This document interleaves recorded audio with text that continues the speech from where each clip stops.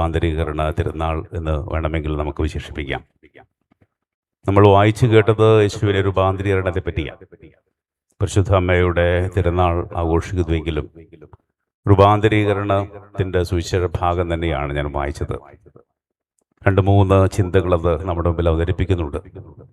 ഒന്നാമതായി, മനുഷ്യരുടെ ഇടയിലെ ദൈവിക സാന്നിധ്യത്തെയാണ് യേശുവിൻ്റെ രൂപാന്തരീകരണം നമ്മെ ഓർമ്മിപ്പിക്കുക.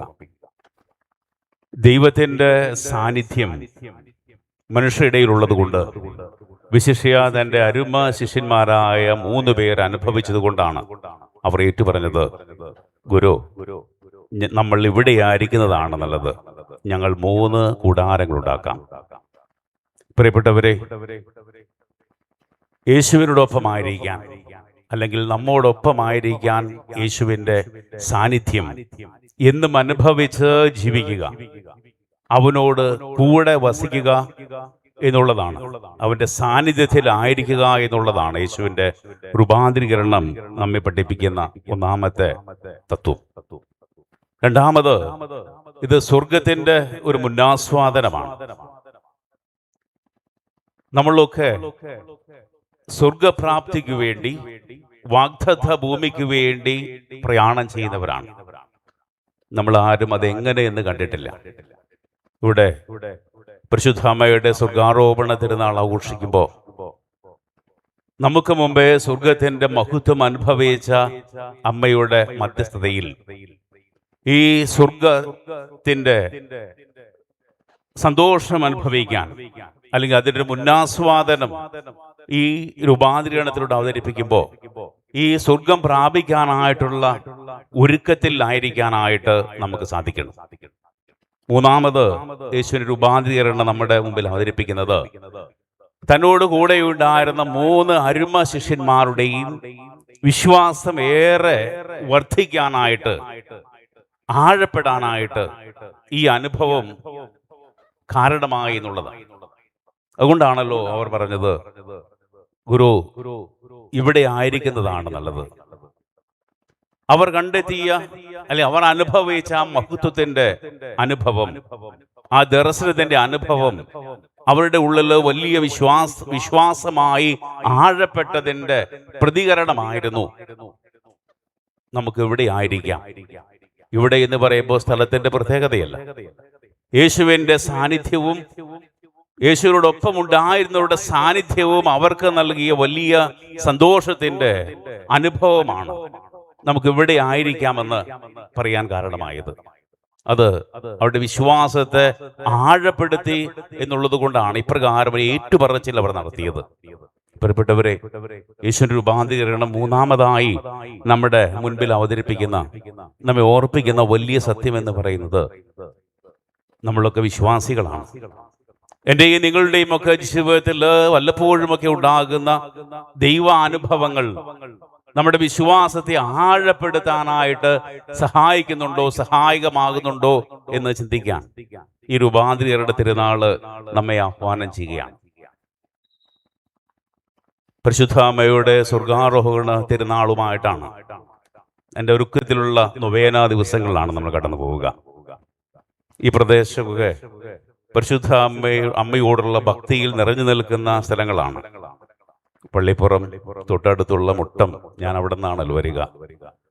തൊട്ടപ്പുറത്ത് വെച്ചൂർ പള്ളി, ഇതൊക്കെ ഈ ചുറ്റുവട്ടത്തിൽ കിടക്കുന്ന സ്ഥലങ്ങളാണ്. ഈ ചുറ്റുവട്ടത്തിലൊക്കെ എല്ലാം പരിശുദ്ധ അമ്മയുടെ മധ്യസ്ഥത്താൽ പ്രസിദ്ധമായ പള്ളികളും പരിശുദ്ധ അമ്മയോടുള്ള പ്രത്യേകമായ ഭക്തി നിറഞ്ഞു നിൽക്കുന്നിടവും അമ്മയുടെ അനുഗ്രഹവും തേടുന്നവരും അമ്മയോട് പ്രാർത്ഥിച്ച് ഏറെ അനുഗ്രഹങ്ങൾ ലഭിച്ചതിൻ്റെ അനുഭവങ്ങൾ സ്വന്തമായിട്ടുള്ളവരുമാണ്. തീർച്ചയാണ് പരിശുദ്ധ അമ്മയുടെ മധ്യസ്ഥം നമ്മെ ഏറെ സഹായിക്കുമെന്നുള്ളതിന് യാതൊരു സംശയവുമില്ല. ഇന്ന് വിശുദ്ധ ബലിമധ്യേ നമ്മൾ പ്രത്യേകമായിട്ട് അനുസ്മരിക്കുന്നത് മാതാപിതാക്കൾക്കും മക്കൾക്കും വേണ്ടിയാണ്. ഇന്നലെ കൊച്ചച്ഛൻ എന്നെ വിളിച്ച് ഓർപ്പിച്ചപ്പോൾ, വിശുദ്ധ കുർബാന പറ്റി ഓർപ്പിച്ചപ്പോൾ വിഷയത്തെപ്പറ്റി എന്നോട് കൃത്യമായിട്ട് പറഞ്ഞു. ഇപ്പം ഞാൻ ചോദിച്ചു, എന്തിനെ പറ്റിയാണ് പ്രസംഗിക്കേണ്ടത്? പരിശുദ്ധ അമ്മയെ പറ്റിയാണോ അതോ ഈ വിഷയത്തെ പറ്റിയാണോ എന്ന് ചോദിച്ചു. ഇപ്പൊ വിഷയത്തെ ബന്ധപ്പെടുത്തിക്കൊണ്ട് പ്രസംഗിച്ച മതി എന്നാണ് അച്ഛൻ പറഞ്ഞത്. പരിശുദ്ധ അമ്മയെ പറ്റി ചിന്തിക്കുമ്പോൾ ഏതൊരു മാതാവിനും പിതാവിനും മുമ്പിൽ ഏറ്റവും നല്ല മാതൃകയായി ഒരു തികഞ്ഞ റോൾ മോഡലായി നിൽക്കുന്ന വ്യക്തിയാണ് പരിശുദ്ധ അമ്മ. ഈ കാലഘട്ടത്തിൽ റോൾ മോഡലുകൾ തേടുന്നവരാണ് നമ്മളൊക്കെ. ആരെ അനുകരിക്കണം, ആരെ ഫാനായിട്ട് സ്വീകരിക്കണം. കുറച്ചു നാൾ മുമ്പ് ഫുട്ബോൾ മേള നടന്നപ്പോ, ലോകകപ്പ് നടന്നപ്പോ അതായിരുന്നു കുറെ പേരുടെ ഫാൻ. ഇന്ന് പരിശുദ്ധ അമ്മയുടെ തിരുനാൾ ഒരുങ്ങുമ്പോൾ അമ്മ ഇന്നത്തെ വിഷയവുമായി ബന്ധപ്പെടുത്തി നമ്മെ അനുസ്മരിപ്പിക്കുന്നത് പരിശുദ്ധ അമ്മയെ ജീവിതത്തിൽ റോൾ മോഡലായി, പ്രത്യേകിച്ച് മാതാപിതാക്കന്മാർ റോൾ മോഡലായി സ്വീകരിക്കണം എന്നുള്ളത്. എങ്ങനെയാണ് അമ്മയെ റോൾ മോഡലായി സ്വീകരിക്കുക? പരിശുദ്ധ അമ്മയുടെ ജീവിതത്തിൽ വിളങ്ങിയിരുന്ന മൂല്യങ്ങള് നമ്മുടെ ജീവിതത്തിൽ പ്രാവർത്തികമാക്കിക്കൊണ്ടാണ്. മക്കൾ റോൾ മോഡൽ നേടുമ്പോ മാതാപിതാക്കന്മാരായിരിക്കണം അവരുടെ മുമ്പിൽ ഏറ്റവും വലിയ റോൾ മോഡൽ. അത് പകർന്നു നൽകേണ്ടത് ഈ മൂല്യങ്ങളിൽ ജീവിച്ചുകൊണ്ടും മൂല്യങ്ങൾ പകർന്നു നൽകിക്കൊണ്ടുമായിരിക്കണം. ഉദാഹരണത്തിന് സത്യസന്ധത ജീവിതത്തിൽ അടിസ്ഥാന മൂല്യങ്ങളൊന്നാണ്. നമുക്കറിയാം, സത്യം പറയുക, സത്യം പറയാൻ പഠിപ്പിക്കുക, പ്രേരിപ്പിക്കുക എന്നുള്ളത് ഇത് കുടുംബങ്ങളിൽ നിന്ന് പഠിക്കണം. ഇന്ന് സത്യം പറയുന്നവരുടെ, സത്യത്തിന് സാക്ഷ്യം വഹിക്കുന്നവരുടെ എണ്ണം കുറഞ്ഞു വരുന്ന കാലഘട്ടത്തിൽ നമ്മൾ ജീവിക്കുക. സ്കൂളിലൊക്കെ അധ്യാപകര് പലപ്പോഴും പറയുന്ന ഒരു പല്ലവിയാണ് കുട്ടികൾ ഒരിക്കലും സത്യം പറയില്ല എന്നുള്ളത്. എന്ത് ചോദിച്ചാലും സത്യം പറയില്ല. ഇതേ പല്ലവി തന്നെ പലപ്പോഴും മാതാപിതാക്കന്മാർ ആവർത്തിക്കാറുണ്ട്. ഇന്ന് സത്യം പറയൽ കുറവാണ്. എല്ലാം വളഞ്ഞു കെട്ടിയാണ് പറയുക, നേരെ പറയുന്ന കാര്യമില്ല. പ്രിയപ്പെട്ടവരെ, എന്താണ് അതിന്റെ കാരണം? എവിടെ നിന്നാണ് അവർ പഠിക്കേണ്ടത്? ഒരു പരിധി വരെ നമ്മുടെ കുടുംബങ്ങളിൽ നിന്ന് പഠിക്കേണ്ടതാണ് സത്യസന്ധത, സത്യം പറയാനുള്ള ഗുണം. ചെറിയ ചെറിയ കാര്യങ്ങളിൽ പോലും മാതാപിതാക്കന്മാര് പലപ്പോഴും കാണിക്കുന്ന അസത്യം, പറയുന്ന അസത്യങ്ങള് അറിയാതെ കുഞ്ഞുങ്ങൾ സ്വാധീനിക്കുന്നുണ്ട്. ഒരാൾ വന്ന്, ഒരു പിരിവുകാരൻ വന്ന് വീട്ടിൽ ചോദിക്കുകയാണ്, അപ്പനുണ്ടെന്ന് ചോദിക്കുമ്പോ അകത്തുള്ള അപ്പൻ ഇല്ല എന്ന് പറയുന്ന അമ്മമാരുണ്ട്, അല്ലെങ്കിൽ ഇല്ല എന്ന് പറഞ്ഞേക്കാൻ പറയുന്ന അപ്പന്മാരുണ്ട്. അവിടെ ആരംഭിക്കുകയാണ് അസത്യത്തിനോടുള്ള നമ്മുടെ ആഭിമുഖ്യം. ഇവിടെയാണ് പരിശുദ്ധ അമ്മ ഒരു റോൾ മോഡലായി നമ്മുടെ നിൽക്കുക. ജീവിതത്തിൽ എന്ത് ത്യാഗം സഹിക്കേണ്ടി വന്നാലും സത്യത്തെ കൈവിടാതെ ജീവിച്ചവളാണ് പരിശുദ്ധ അമ്മ. ആ ജീവിതത്തിന് വേണ്ടി സഹിച്ച ത്യാഗങ്ങള് സുവിശേഷത്തിൽ എണ്ണി വിരിക്കുന്നുണ്ട്.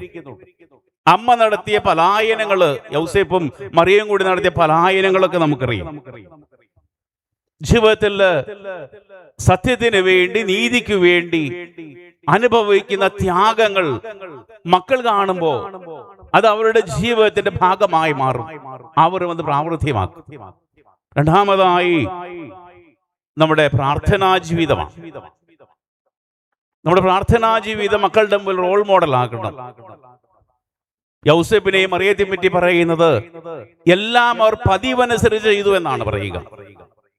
12-ാമത്തെ വയസ്സില് ദേവാലയത്തിൽ വെച്ച് കാണാതാവുന്ന യേശുവിന്റെ ഭാഗം വിവരിക്കുന്നിടത്ത് പറയുന്നത് എല്ലാ വർഷവും പതിവനുസരിച്ച് പെസഹാ തിരുനാളിന് പോകുന്നൊരു കീഴ്വഴക്കം, ഒരു ശൈലി അവിടെ ജീവിതത്തിലുണ്ടായിരുന്നു. പ്രിയപ്പെട്ടവരെ, പതിവ് തെറ്റിക്കാതെ ജീവിതകർമ്മങ്ങൾ പാലിക്കുന്ന ഒരു യൗസേപ്പിനെയും മറിയത്തെയുമാണ് നമ്മൾ കാണുക. അതിന്റെ ഭാഗമാണ് അവരുടെ പ്രാർത്ഥന, അതിന്റെ ഭാഗമാണ് അവരുടെ ജീവിതചര്യകൾ. ഇങ്ങനെ കുടുംബത്തിൽ നിന്ന് ലഭിക്കുന്ന ഈ മൂല്യങ്ങളുടെ, പ്രാർത്ഥനയുടെ, അല്ലെങ്കിൽ കുദാശ സ്വീകരണത്തിന്റെ, കൗദാശിക ജീവിതത്തിന്റെ മൂല്യങ്ങൾ നമ്മുടെ മുമ്പിൽ മാതൃകയായി നൽകേണ്ടത് മാതാപിതാക്കന്മാരാണ്. വിശുദ്ധ കുർബാനയിൽ പങ്കെടുക്കുന്നതും വിശുദ്ധ കുർബാന സ്വീകരിക്കുന്നതും കുമ്പസാരിക്കുന്നതും പ്രാർത്ഥിക്കുന്നതുമൊക്കെ കണ്ടുപഠിക്കാൻ മക്കൾക്ക് മാതാപിതാക്കന്മാരെ സാധിച്ചാൽ അതാണ് ഏറ്റവും വലിയ മാതൃക എന്ന് പറയുന്നത്.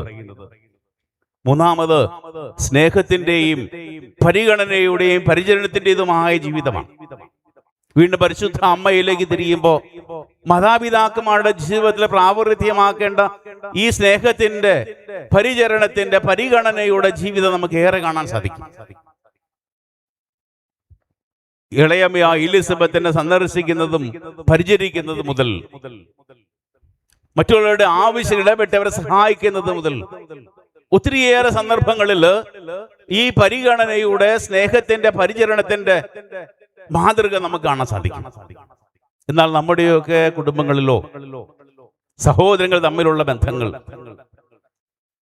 അപ്പനും മക്കളും തമ്മിലുള്ള ബന്ധങ്ങൾ, അല്ലെങ്കിൽ മാതാപിതാക്കളുള്ള പരിഗണനയുടെ, സ്നേഹത്തിന്റെ, പരിചരണയുടെ കാര്യങ്ങൾ, ഞാൻ എൻ്റെ മക്കളെ എത്രമാത്രം ത്യാഗത്തോടെ കഷ്ടപ്പെട്ട് എല്ലാം ചെയ്ത് സ്നേഹിച്ച് ജീവിക്കുമ്പോ ആ മകനും മകളും കാണുന്നത് വാർദ്ധക്യത്തിലെത്തിയ മാതാപിതാക്കന്മാരോടുള്ള സ്നേഹത്തിന്റെ, പരിഗണനയുടെ അഭാവമാണ്. എവിടെ നിന്നാണ് ഈ മൂല്യം പഠിക്കുക? എവിടെ നിന്നാണ് ഈ മാതൃക പഠിക്കുക നമ്മുടെ മക്കൾ? പ്രിയപ്പെട്ടവരെ, പരിശുദ്ധ അമ്മയുടെ ജീവിതവും മാതാപിതാക്കന്മാരുടെ ജീവിതവും തമ്മിൽ താരതമ്യപ്പെടുത്തുമ്പോ ഇപ്രകാരം മൂല്യങ്ങള് പകർന്നു കൊടുക്കാനായിട്ട് സാധിച്ചില്ല എങ്കിൽ തീർച്ചയായും അത് വലിയ കുറവായി നമ്മുടെ മക്കളുടെ ജീവിതത്തിൽ അനുഭവപ്പെടുമെന്നുള്ളതിന് ആശംസയില്ല. മറ്റൊരു നന്മയാണ്, പുണ്യമാണ് ദാനധർമ്മം. മക്കൾ കാണണം, മക്കളെ കൊണ്ട് ചെയ്യിപ്പിക്കണം. എൻ്റെ ഒരു അനുഭവമുണ്ട്. ഞാൻ കിടങ്ങൂര വികാരിയായിരുന്നു. സിസ്റ്റേഴ്സ് ഇവിടെയുണ്ട്. എൻ്റെ ഒരു മതാധ്യാപകൻ എല്ലാ ക്രിസ്മസിനും ഈസ്റ്ററിനും ഒക്കെ തൻ്റെ 2 മക്കളെയും കൂട്ടിക്കൊണ്ടുപോയി പാവപ്പെട്ട കുടുംബങ്ങളിൽ ഇറച്ചിയും കേക്കും ഒക്കെ കൊടുക്കുന്ന ഒരു പതിവ്. അല്പം പൈസയും കൊടുക്കും. അതുപോലെ തന്നെ ഏത് രോഗിയെ സന്ദർശിച്ചാലും മക്കളെ കൊണ്ടാണ് അദ്ദേഹം അവർക്ക് സഹായം കൊടുപ്പിക്കുക. അദ്ദേഹം പറയും, അച്ഛൻ എനിക്ക് വേണമെങ്കിൽ ഇത് ചെയ്യാം, പക്ഷെ അത് എൻ്റെ മക്കൾ കണ്ടുപഠിക്കണം, നാളെ അവരുടെ ജീവിതത്തിൽ ഇതുണ്ടാകണം. ഞാൻ ചെയ്യുന്നത് എൻ്റെ മക്കൾ കണ്ടാലാണ് എൻ്റെ മക്കളുടെ ജീവിതത്തിൽ അത് ഉണ്ടാവുകയുള്ളൂ. നാളെ അവരത് ചെയ്യണം. പ്രിയപ്പെട്ടവർ, ഇങ്ങനെയുള്ള മൂല്യങ്ങള് പകർന്നു നൽകേണ്ടത് മാതാപിതാക്കന്മാരാണ്. പരിശുദ്ധ അമ്മ പഠിപ്പിച്ച ഈ നന്മകള് നമ്മുടെ ജീവിതത്തിലൂടെ മക്കൾക്ക് പകർന്നു കൊടുക്കേണ്ടത് നമ്മളാണ്. അതുപോലെ തന്നെയാണ് സന്തോഷത്തോടും സംതൃപ്തിയോടും നന്ദിയോടും കൂടെ ജീവിക്കുക എന്നുള്ളത്. ഇല്ലാത്തതിനെ പറ്റിയുള്ള പരാതിയും ആകുലതയും ആകരുത് നമ്മുടെ ജീവിതത്തിൽ. മറ്റുള്ളവർ ചെയ്തതും തന്നതുമായ നന്മകളെ അംഗീകരിക്കാൻ, മറ്റുള്ളവർ ചെയ്ത സേവനങ്ങളെ വിലമതിക്കാൻ, അതിനെപ്പറ്റി പ്രശംസിച്ച് കുടുംബത്തിൽ സംസാരിക്കാൻ, മറ്റോട് നന്മ പറയാൻ നമുക്ക് സാധിക്കുമ്പോ അറിഞ്ഞും അറിയാതെയും നമ്മുടെ കുഞ്ഞുങ്ങളെ അത് സ്വാധീനിക്കും എന്നുള്ളതിന് ആശംസയുമില്ല. മാതാപിതാക്കളേക്കും മക്കൾക്കും വേണ്ടി പ്രാർത്ഥിക്കണം. അവരെ പറ്റി ചിന്തിക്കാൻ മാറ്റിവെച്ച ദിവസമായതുകൊണ്ടാണ് ഞാൻ ഇപ്രകാരം പരിശുദ്ധ അമ്മയെയും കുടുംബത്തെയും പറ്റി കണക്ട് ചെയ്തത്. പ്രിയപ്പെട്ടവരെ, ഞാൻ പറഞ്ഞു വരിക, പരിശുദ്ധ അമ്മ യേശുവിന്റെ മുമ്പിൽ വലിയ മാതൃകയായിരുന്നുവെങ്കിൽ, യേശു റോൾ മോഡൽ ആയിരുന്നുവെങ്കിൽ, ഇത് ഓരോ കുടുംബത്തിലും ഓരോ മാതാപിതാക്കന്മാരും മക്കളുടെ മുമ്പിൽ റോൾ മോഡലായി മാറാനുള്ള ആഹ്വാനമാണ് പരിശുദ്ധ അമ്മ നമുക്ക് നൽകുക. വാക്കിൽ മാത്രം ഉപദേശവും നിർദ്ദേശവും ഒതുങ്ങിയാൽ പോരാ. വാക്കുകളുടെ അപ്പുറത്ത് പ്രവൃത്തിയിലൂടെ പ്രതിഫലിക്കുന്ന ജീവിതം നയിക്കാൻ സാധിച്ചാൽ അധികം സംസാരിക്കേണ്ട ആവശ്യമില്ല. പ്രവൃത്തിയിലൂടെ കണ്ടത് മറ്റുള്ളവർ പ്രാവർത്തികമാക്കും, അവിടെ ജീവിതത്തെ സ്വാധീനിക്കും എന്നുള്ളതിന് ആശംസയുമില്ല. ഒപ്പം മക്കൾക്ക് വേണ്ടി മാറ്റിവെക്കപ്പെട്ട ദിവസമാണല്ലോ ഇന്ന്. മക്കളുടെ മുമ്പിൽ ഏറ്റവും വലിയ മാതൃക യേശു ആകണം, ഈശോയാകണം. അവൻ ദൈവത്തിന്റെയും മനുഷ്യരുടെയും മുമ്പിൽ പ്രീതിയിലും വിശുദ്ധിയിലും വിജ്ഞാനത്തിലും വളർന്നു എന്ന് പറയുമ്പോ എങ്ങനെയാണ് കുഞ്ഞുങ്ങൾ വളർന്നു വരേണ്ടത് എന്നാണ് അവർ ഓർപ്പിക്കുക. എങ്ങനെയാണ് കുഞ്ഞുങ്ങൾ ജീവിക്കേണ്ടതെന്നാണ് അവർ ഓർപ്പിക്കുക. എങ്ങനെയാണ് മറ്റുള്ളവരുടെ മുമ്പിൽ പെരുമാറേണ്ടതെന്നാണ് അവർ ഓർപ്പിക്കുക. ആത്യന്തികമായി അനുസരണമുള്ളവരായിരിക്കണമെന്ന് ഓർപ്പിക്കുന്നു. പരിശുദ്ധ അമ്മ തന്റെ മകനോട് പറയുന്നുണ്ട്, കാനായിലെ കല്യാണ വിരുന്നിൽ അവൻ പറയുന്നത് പോലെ ചെയ്യാം. മകൻ പ്രതിവഹിക്കുന്നത് എന്താ? എന്റെ സമയമായിട്ടില്ല. പക്ഷെ എന്റെ സമയമായിട്ടില്ല എന്ന് പറയുന്ന യേശു പോലും തന്റെ അമ്മയെ അനുസരിക്കുകയാണ്, തന്റെ അമ്മയുടെ ഹിതം നിറവേറ്റുകയാണ്. എത്ര വൈഷമ്യം നിറഞ്ഞ സന്ദർഭത്തിൽ പോലും അമ്മയെ അനുസരിക്കുന്ന ഒരു പുത്രനെയാണ് യേശുവിൽ നമ്മൾ കാണുക. കുഞ്ഞുങ്ങളുടെ മുമ്പിൽ, ഓരോ മക്കളുടെ മുമ്പിലും ഈ ഒരു ശൈലിയാണ് ഉണ്ടാകേണ്ടത്. അല്ലെങ്കിൽ യേശു ആകണം മാതൃക. എങ്ങനെ മാതാപിതാക്കന്മാരെ ശുശ്രൂഷിച്ച് പ്രായപൂർത്തിയാകുന്നത് വരെ, പരസ്യ ജീവിതം വരെ കുടുംബത്തിൽ മാതാപിതാക്കളോടൊപ്പമായിരുന്നു പ്രാർത്ഥനയിലും പ്രവൃത്തിയിലും ജോലിയിലും ഒക്കെ വ്യാപൃതനായി ജീവിച്ച ഈശോയുടെ മാതൃക തങ്ങളുടെ ജീവിതത്തിൽ പ്രാവർത്തികമാക്കാൻ സാധിക്കുമ്പോഴാണ് നല്ല മക്കളായി വളർന്നു വരാൻ സാധിക്കുകയുള്ളൂ. പ്രിയപ്പെട്ടവരെ, ഇന്ന് മാതാപിതാക്കളെയും മക്കളെയും ഒക്കെ അനുസ്മരിച്ച് പ്രാർത്ഥിക്കുമ്പോൾ വെറും പ്രാർത്ഥനയിൽ മാത്രം ഒതുങ്ങുന്നതാകരുത്. മറിച്ച് ജീവിതത്തിലെ മാതൃകയിലൂടെയും ജീവിതത്തിലെ അനുഭവങ്ങളിലൂടെയും സാക്ഷ്യം വഹിക്കാൻ, സാക്ഷ്യം കൊടുത്ത് ജീവിക്കാൻ നമുക്ക് സാധിക്കണം. അപ്പോഴാണ് നമ്മളൊക്കെ ദൈവത്തിന്റെ മുമ്പിൽ വിശ്വസ്തരും ഉത്തരവാദിത്വം നിർവഹിക്കുന്നവരെ മാറുകയുള്ളൂ. അതുകൊണ്ട് നമുക്ക് ഇന്ന് പരിശുദ്ധ അമ്മയോട് പ്രത്യേകം പ്രാർത്ഥിക്കാം. ഞങ്ങളുടെ കുടുംബങ്ങളെ വിശുദ്ധീകരിക്കണേ എന്ന്, ഞങ്ങളുടെ മാതാപിതാക്കന്മാർക്കും മക്കൾക്കും നേർവഴി ജീവിക്കാനുള്ള കൃപ നൽകണേ എന്ന് നിറവുകൾ നൽകി അനുഗ്രഹിക്കുന്ന പരിശുദ്ധ അമ്മ നമ്മയെയും നമ്മുടെ കുടുംബത്തെയും സമൃദ്ധമായി അനുഗ്രഹിക്കട്ടെ. നമ്മുടെ മാതാപിതാക്കന്മാരെയും മക്കളെയും ദൈവത്തിന്റെ ഇഷ്ടമനുസരിച്ച് വളർന്നു വരാനായിട്ട് സഹായിക്കട്ടെ എന്ന് പ്രാർത്ഥിക്കുന്നു.